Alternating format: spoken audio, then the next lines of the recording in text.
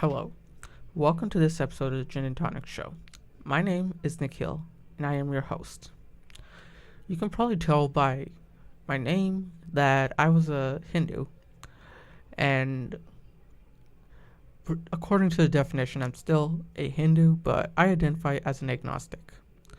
So you can call me as an Hindu agnostic, and going forward, we'll understand what exactly that means.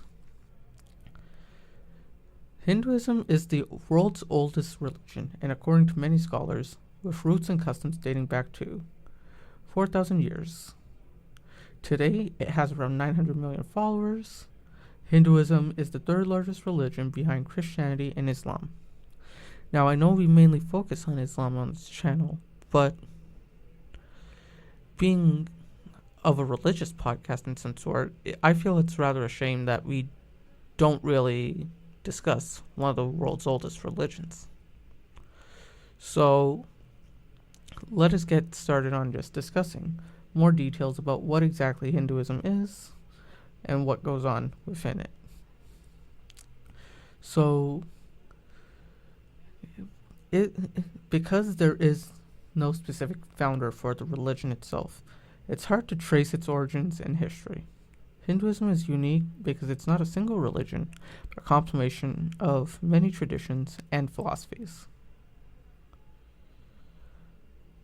Over the past decade, many scholars have put forward the claim that Hinduism was constructed or invented or imagined by the British scholars and colonial administrators in the 19th century and did not exist in a meaningful sense before the state. Prominent among scholars who have made this constructionist argument, if I can call it that, are the Vasudha Dalma, Robert Frankenberg, Christopher Fuller, John Havler, Jared Larson, and Harjit Oberoi, and many others. And there's a bunch of noteworthy predecessors of these scholars themselves. So people like Romila Thapar and Dermot Killingly offers some similar arguments, but both display a great sensitivity to the historical ambiguities that are disturbing the construction of the modern display of Hinduism among the British Orientalists and indigenous nationalists and colonists. So Hinduism itself, or Santana Dharma, existed well before, but the term itself of Hinduism comes forward in the 18th century. It was not a British construct of any sort. Carl Ernest discusses early Muslim references to Hindus and the religion, but he joins the above scholars in claiming that the terms do not correspond to any indigenous Indian concept, either geography or religion-based. J. Lane agrees with Smith and his modern apologies that Hinduism was invented in the 19th century, but credits the invention of Indians rather than the British. On the other side of this argument are several scholars who question the claim from various points of view. Now, the term Hinduism is a broader term which etymological-wise can be traced to the Persians. The Persians called anyone past the Sindh River, or the Indus, as Hindus. So it explains more of peoples who live in a geographical area rather than a culture. Now, at the claim that Hinduism was invented by a European colonizer, mostly British, sometime after 18th century, is false. The evidence suggests that the Hindu religion theologically and the devotionally grounded in texts such as the Bhagavad Gita, the Puranas, and the philosophical commentaries on the six darshanas gradually acquired a much sharper self-consciousness identity that was caused by the rivalry between the Muslims and the Hindus. There was the invasion in 1150 to 1200 AD, and this rivalry between the Hindus and Muslims went on till 1500 and was firmly established long before 1800. That's when the term Hindu, or the cultural name for Hinduism came more of a forefront. The obvious danger of this thesis is that it's been modified to provide support for a Hindu colonist argument, and that the self-conscious Hindu identity arose out of the violent persecutions of Hindus by Muslims. Obviously, this is true to some extent, but this is commonly misconstrued by Hindutva nationalists that have violent tendencies.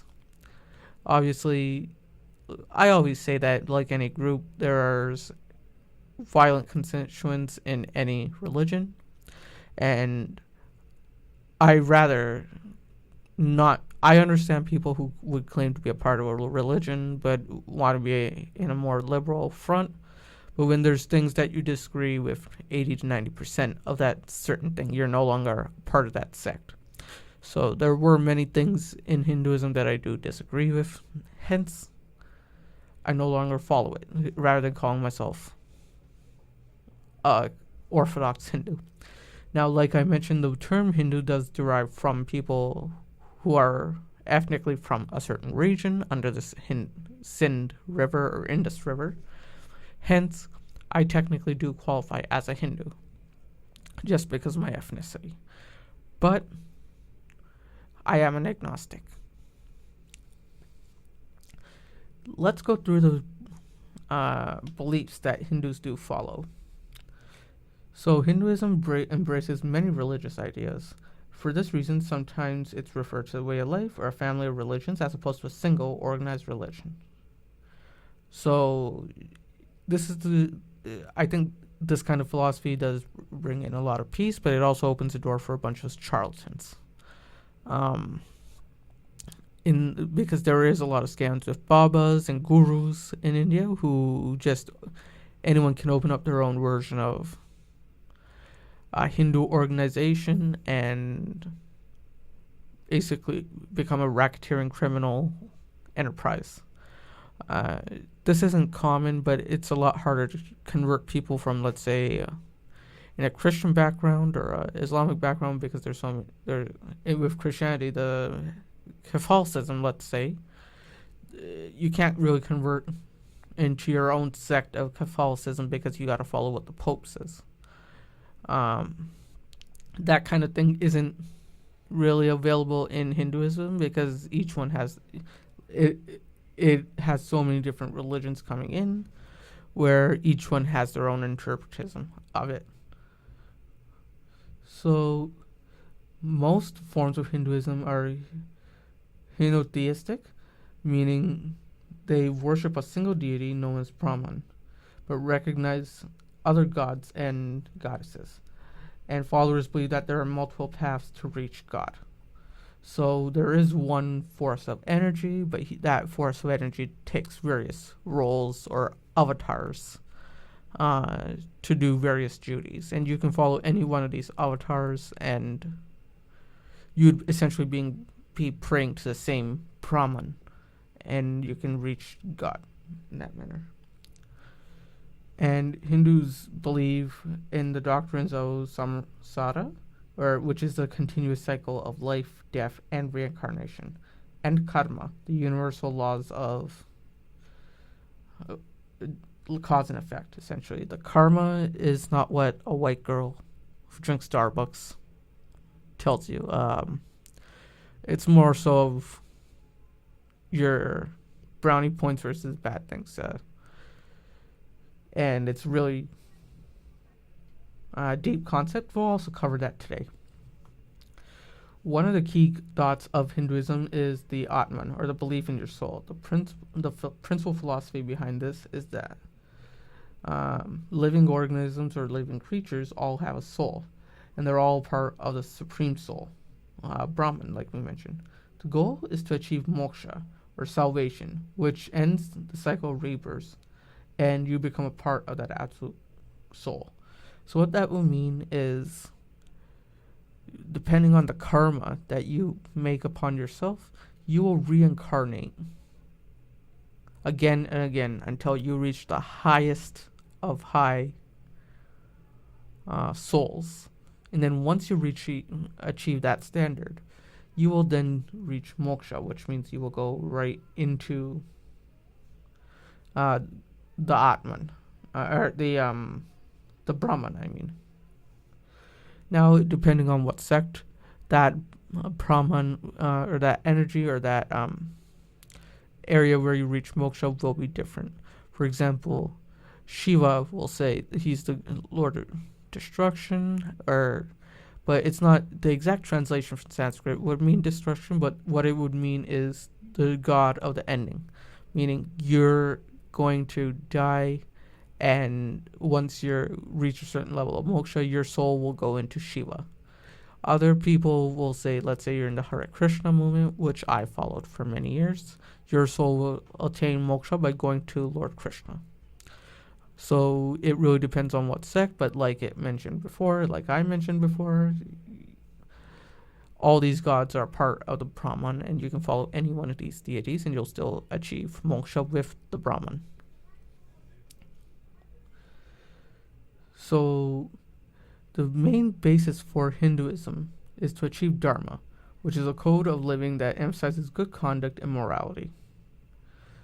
So dharma is just ethics. You would just follow these basic ethics, and no matter who you pray to, as long as you're following the ethics, no one has a problem with it. Hindus revere all living creatures and consider the cow to be a sacred animal. Food is an important part of life for Hindus. Most of us don't eat beef or pork, and many are just vegetarians. I was vegetarian for a very long time. Pork is more so because animals, like the pigs run around and eat shit all over the city. So people just tend to avoid eating pork for that reason. It's not religious, but it's more so just if you saw the pigs in India, you probably wouldn't eat pork anyways. But beef, because cow is a sacred animal, they don't eat beef unless you go down to Kerala or something. And vegetarianism, not to hurt another life. And yeah, it's very fun, to say at least. If you were to go vegetarian, though, Indian food is probably the best way because of all the spices and such. So basically, another topic that a lot of people would ask about is the swastika.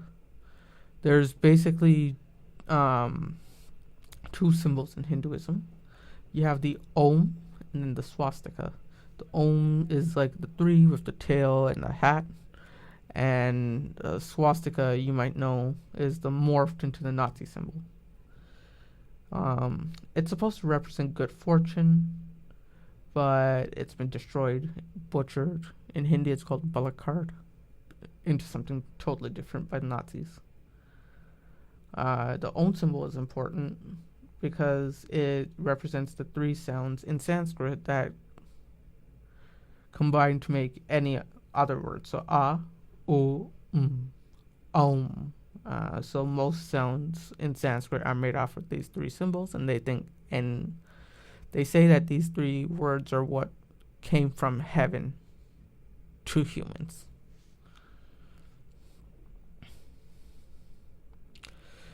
So, let us go into what holy books they might go through in Hinduism. So the Vedas are some of the most known ones, and they're the primary sacred texts. They were composed archaeologically based off the evidence that we have. They were made around 1500 BC.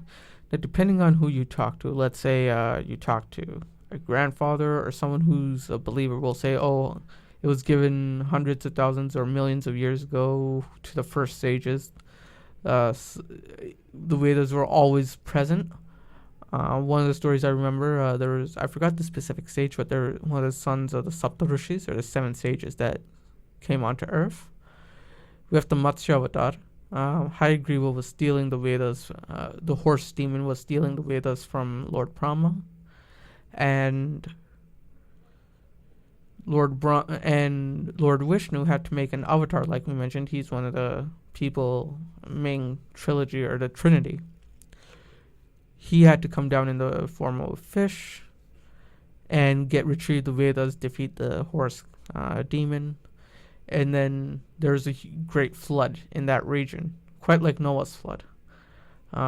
He goes in the fish form to one of the seven sages and has to bring all the people, all the life onto a boat, and he'll carry the boat and stop the flood, or stop them from dying in the flood.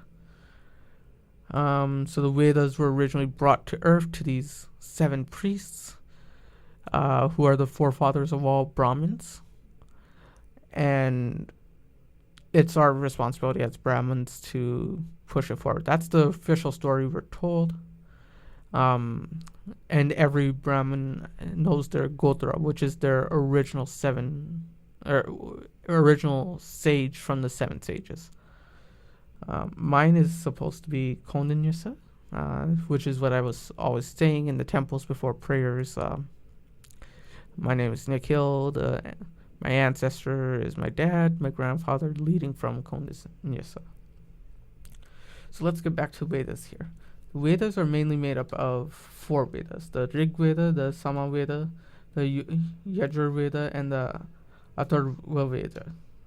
Sorry for butchering the names, but yeah, I got the names right. It's just my accent butchered them.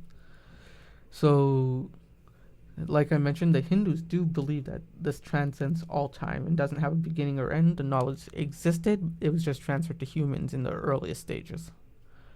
The Upanishads, the Bhagavad Gita, the 18 Puranas, Ramayana, Mahabharata are all considered important texts.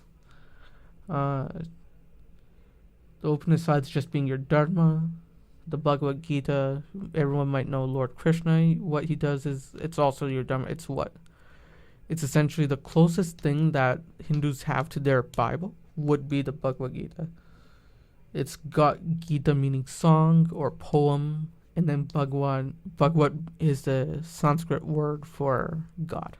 It's God's word. 18 Puranas, or Puranas or ancient stories, 18 major ones, and then Ramayana, about Lord Rama, and Mahabharata about Lord Krishna. So, where did the Hinduism start? Hinduism, archaeologically, we found that the older. So I think research needs to change, because we found civilizations like Harappa, Mohenjo-daro very much earlier than that. At the same time, the pyramids were being built. But from what I can tell, the date that most scholars now believe is 2300 BC to 1500 BC in the Indus Valley near modern-day Pakistan. But Hindus do argue that their faith is timeless and has always existed, like many religions. But we have to go based off the archaeology.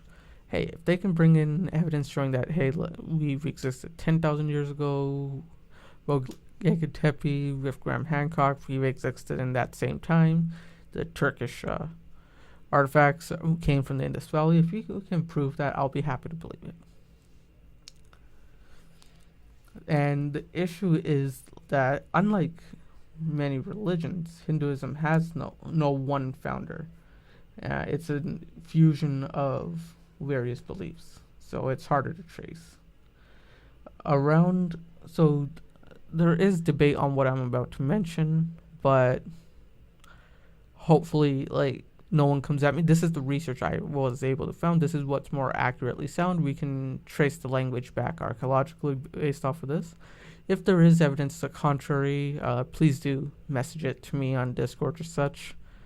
Link will be in the description. I'll be happy to discuss it further, take a look at the evidence. But the evidence I was always told, and I found in my research for this, just to make sure I'm saying it right. Around 1500 BC, the Indo-Aryans, they actually believe these were people that lived in the Ukraine area, the exact area. Now, again, I gotta look more detailedly into that. As to origins, no one knows where they originated from, but many of the phonetic sounds of Sanskrit do originate from there. So around 2300 BC to 1500 BC, there were Indo-Aryan people who migrated into the Indus Valley, and their language and culture blended with that of the indigenous Dravidian people of that region. Um, the thing is that, okay, so the people, the Indo-Aryans that are said to have come, are more of the aggressive, war-like people. So it was more of an invasion, right? So many people say, oh, it was a kind mixing of cultures. That is absolute utter bullshit. If it was to happen, because when there is a mixing, archaeologically speaking, like when Alexander went to the Persian Empire, he was taking the attire of the local people, but also giving the Greek attire to the Persians. Whereas what's happening here is that the entire Indo-Aryan culture was given to the Dravidians. The Dravidians were more of a peaceful farming society, agricultural, with places like Mohenjo-daro and such. Their architecture, their farming, their irrigation department was very strong. They had more of a centralized theocracy, so they didn't have any castles or such in the artifacts that we found. So it was more of a flat layer, kind of peaceful society that was there. Their traces are destroyed. So it is quite possible that these people were more of the warriors and basically implemented their language onto the local Dravidians. So the period when the Vedas were basically composed is commonly known as the Vedic period. And it lasted from around 1500 BC to 500 BC. The rituals such as sacrifices and chanting were common among the Vedic period. The epic, the Puranic, and the Classics period took place between 500 BC and 580. This is when we start seeing the artifacts of deities, and we probably believe this is when the emphasis on the worship of deities started to take place, especially people like the deities like Shiva, Vishnu, and Devi. So let's talk about the next small thing: Hinduism versus Buddhism. Hinduism and Buddhism have many similarities. Buddhism, in fact, arose out of Hinduism, and both believe in reincarnation, karma, and the life of devotion and honor being the path to salvation and enlightenment. But some key differences is that in the two religions, Buddhism rejects the caste system of Hinduism and does away with the rituals, the priesthood, and the gods that are integral to the Hindu faith. The Buddhism religion came from Gautama Siddhartha, who sought enlightenment by leaving his entire kingdom behind, his family, his kids, his subjects, to seek knowledge as to what's the source of suffering. And then he went to a forest, meditated, and realized what that enlightenment is. These physical, material things are things that you should not want, because they're all things that cause suffering. Now, I'm not going to get into philosophical debate about what Buddhism is in this episode. That's for you guys to decide and listen to. We might even do an episode on that in the future. But yeah, that's not something I should be getting into. But it is, Hindus do believe that Buddha was, or Gautama Siddhartha was the ninth. So it's Matsya, Kurma, Varaha. After Varaha, it's Narasimha, then the Vamana, so the fifth avatar, and then Vamana. After that, it's Parasuram, Lord Ram, Lord Krishna. So the ninth, yeah, I was right. The ninth avatar is Buddha in many Hindu beliefs. Yeah, uh, I gotta brush up on my facts. It's been a while. But yeah, so it is an integral part of Hinduism. And many Hindus and kings, I remember in the Satavahana dynasty, Gautamiputra Satkarni actually made way for Buddhists. Ashoka the Great converted to Buddhism after the Kalinga War. So yeah, and then it's not the Seleucid, but King Melinda, who was a king of a satrapy of Alexander the Great, which bordered India at the time. Basically, Ashoka the Great was like, I'll give you $500 to fuck off, or I'll give you 500 elephants to fuck off, essentially. And yeah, that guy actually converted to Buddhism. So it was like Indian architecture, or Indian designs on Greek architecture at the time, more specifically Buddhist traditions on Greek architecture. And it was a really beautiful site, apparently. Now, the next part is where's all the evidence for this. So the next part, we'll find out why. In the medieval and modern Hindu history, from around 500 to 1500 AD, new texts emerged and poets of saints have recorded their spiritual sentiments during this time, under Maicharya and Ramadas and many other poets.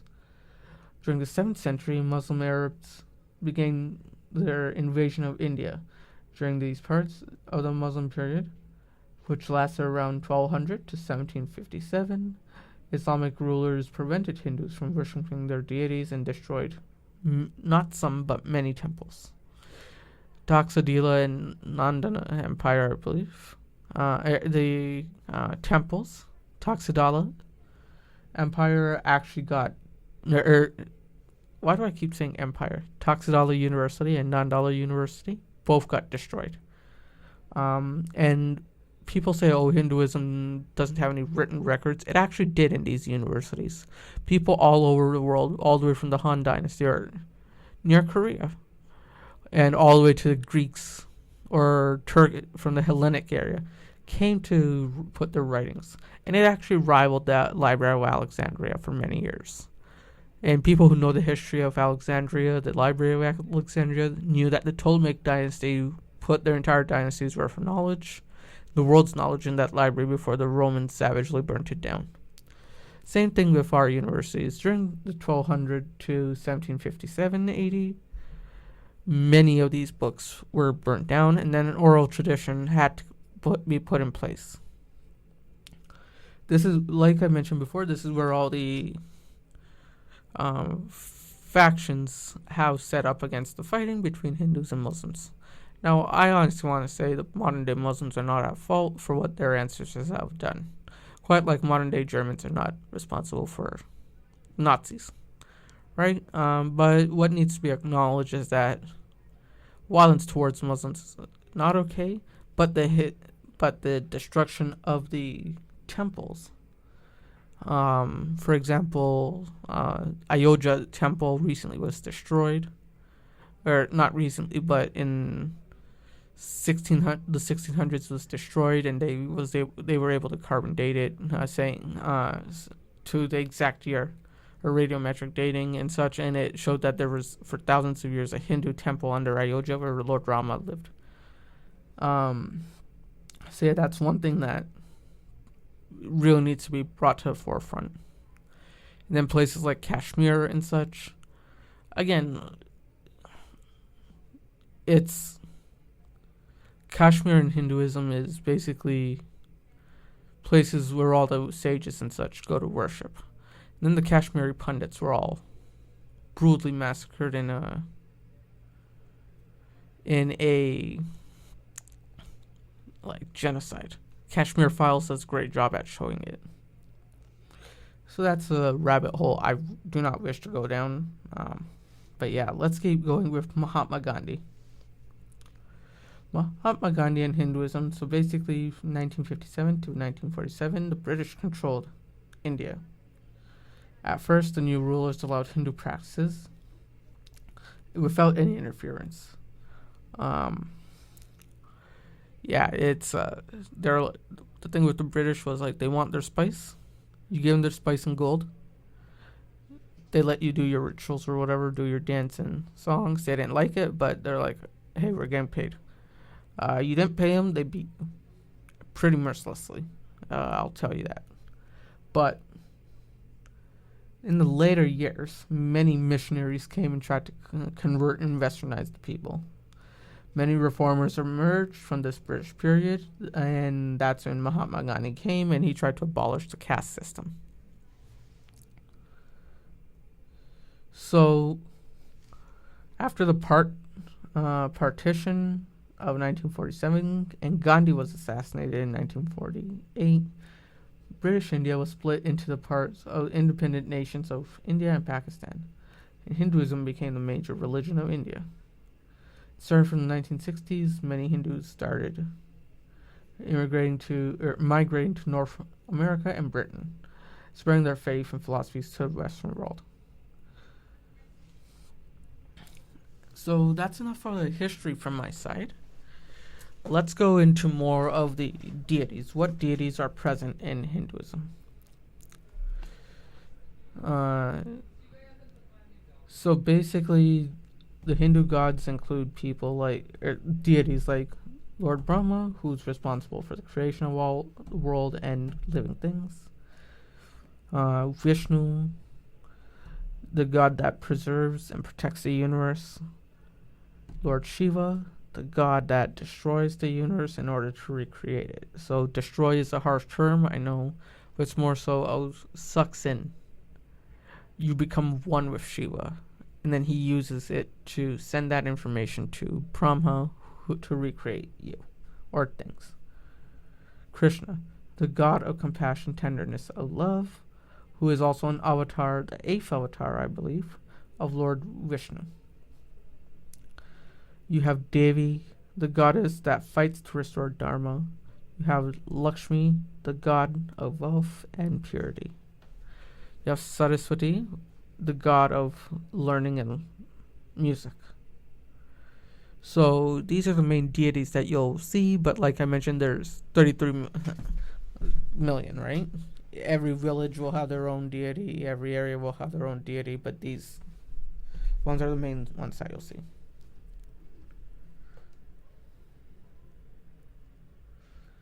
So, what kind of worship can you do? So, Hindu worships often are known as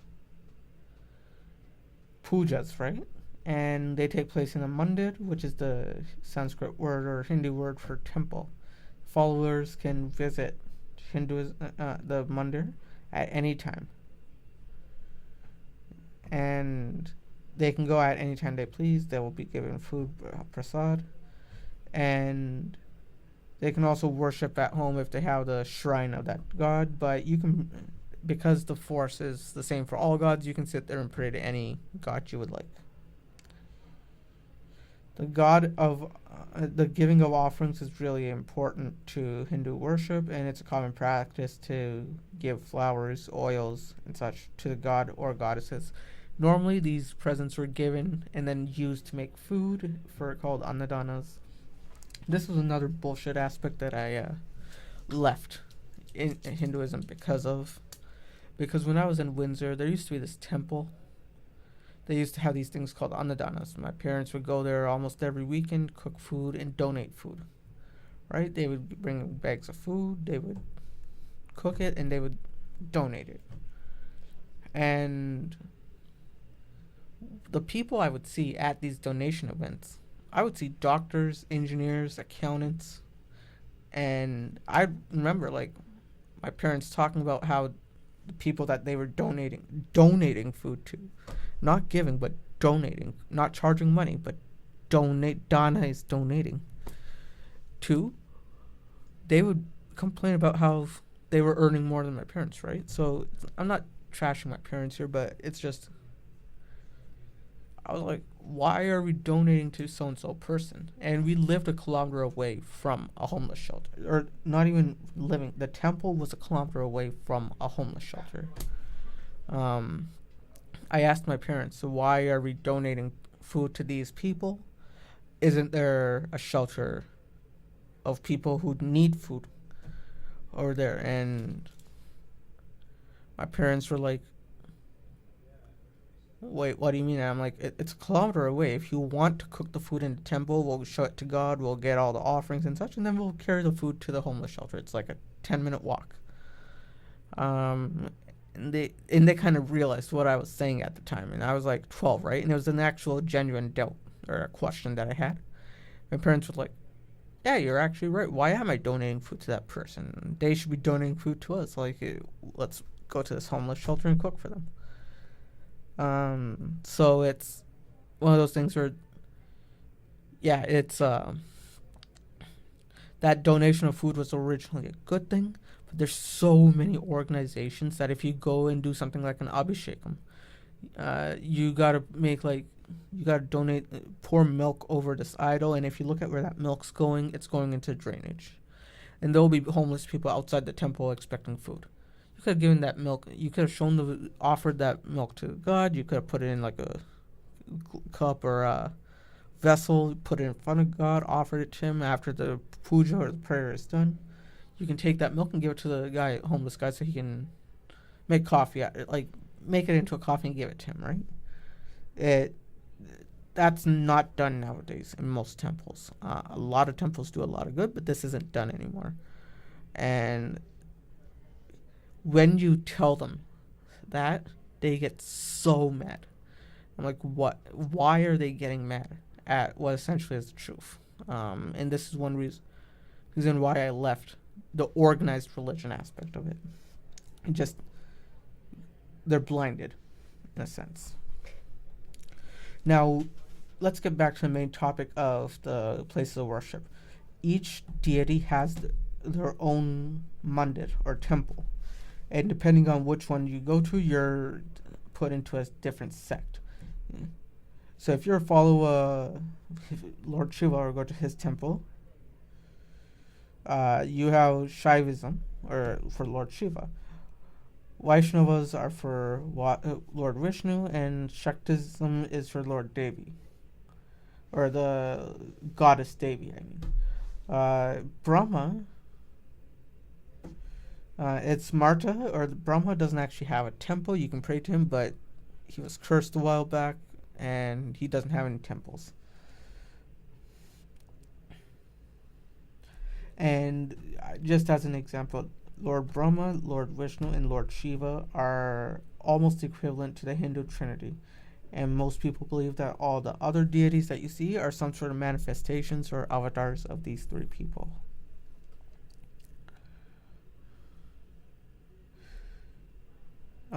So there was these sects and there was this castes made, but in India, when India became an independent nation, you can't the constitution banned the discrimination based off of castes and sects. Today, the caste system is still existing in India. It's loosely followed. Many of the old customs are overlooked, but some traditions, such as only marrying in a specific caste, are embraced. So, what is the caste system, you might ask? The caste system is basically there's 4 varnas.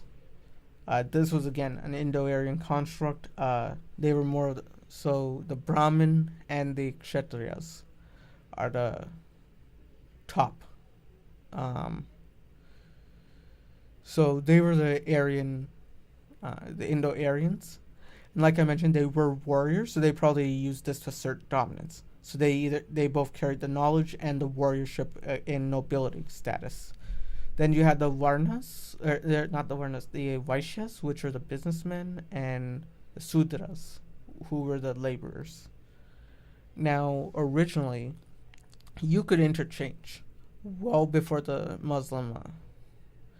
So until 580, we had many kings before that time, like Chhatrapati Shivaji and such, were of the Vaishya tribe or of Sudra, and you could actually, a Varna was a job.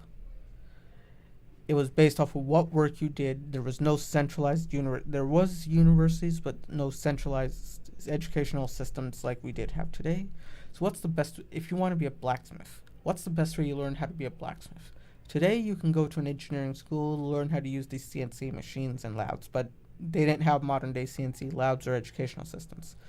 As a blacksmith, you had to go and learn how to be a blacksmith from your dad or your maternal uncle or your paternal uncle or whatever, right? The father figure of your household. So it was in a lineage of blacksmiths learning from their parents. Now, if you want to be let's say you wanted to be an accountant, another job, you could have become an accountant.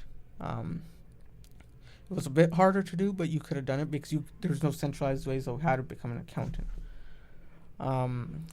This happened, like I mentioned, the businessmen were able to become kings in certain areas, certain empires. What happened was there were more arguments during the Muslim invasion where this was solidified into the sects, where it became more of an ethnicity and race rather than your work. The varna went from your race or your jati, rather than your work. And that's what I don't agree about. Because today, right now, it does not apply. You can be a businessman, a varna, or a vaishya, and you can go into an engineering college if your marks are high enough. I am of the Brahmin caste, and I study business management at college as one of my courses. And I go into business management. Am I a Vaishya? No, I'm a Brahmin. But because of a centralized education system, I now can study anything I want to do. So I no longer need to be of a certain caste, learning from my father or maternal father. It would be nice to learn certain things from them, but because of a centralized education system, it's no longer necessary. So that's one of the things that I do not follow about the caste system itself. It has no place, especially the medieval and pre-modern caste system that was implemented both by the Muslim invasions and the British Empire, and then the implementation from caste to from varnas to caste by the Portuguese to control us. It should no longer be followed, in my opinion. The last thing I want to cover is some of the festivals.